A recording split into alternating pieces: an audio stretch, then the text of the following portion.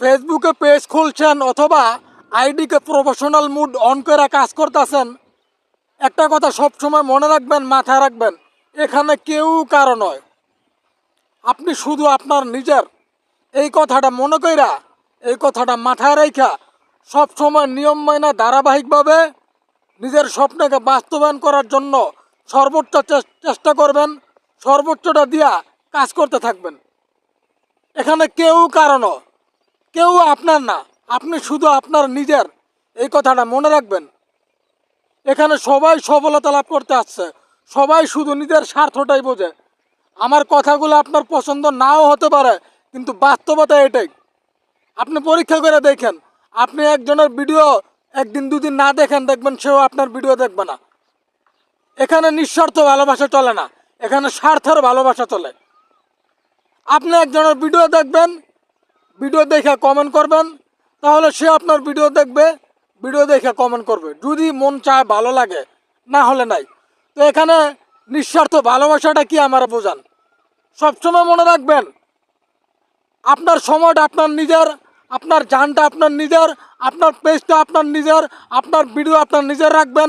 নিজের সময় ব্যয় করে কাজ করতেছেন, তো কারো চিন্তা করবেন না। নিজে কিভাবে সফলতা লাভ করতে পারেন, নিজের সর্বোচ্চটা দিয়া ধৈর্যের সাথে এখানে কাজ করতে থাকবেন। এখানে কেউ আপনার নয়। একটা বিপদে পড়ে দেখেন, একটা সমস্যায় পড়ে দেখেন, তারপরে বুঝতে পারবেন এখানে কে আপনার কতটুকু আপন। এর আগে বুঝবেন না। কাজ করতে থাকেন, নিয়ম মাইনা ধারাবাহিকভাবে কাজ করতে থাকেন, অনেক কিছু জানতে পারবেন, বুঝতে পারবেন। তারপরে বুঝবেন যে এখানে আপনার আসলেই কেউ না, আপনার নিজের, আপনি নিজেই। তো নিজের সর্বোচ্চটা দিয়া ধৈর্যের সাথে সঠিক নিয়ম মাইনা ধারাবাহিকভাবে কাজ করতে থাকেন। মনকে শক্ত রাখেন, হৃদয়কে শক্ত রাখেন, মনকে শক্ত রাখেন, তারপরে কাজ করেন। অধৈর্য হইলে এখানে কাজ করতে পারবেন না, মনকে নরম করে ফেলালে এখানে কাজ করতে পারবেন না। সবসময় এই কথাটা মাথায় রাখবেন। আমি ভিডিও আপলোড করছি, আমি লেখা পোস্ট আপলোড করছি, আমি ফটো আপলোড করছি, কেউ দেখলে দেখুক, না দেখলে না দেখুক, ধারাবাহিকভাবে নিয়ম মাইনে আমি কাজ করে যাবো। ফেসবুক তো দেখতেছে, এইটাই চলবে ভাই। আপনার ভিডিও সবাই দেখবে না, আপনার ভিডিওতে সবাই লাইক কমেন্ট করবেও না।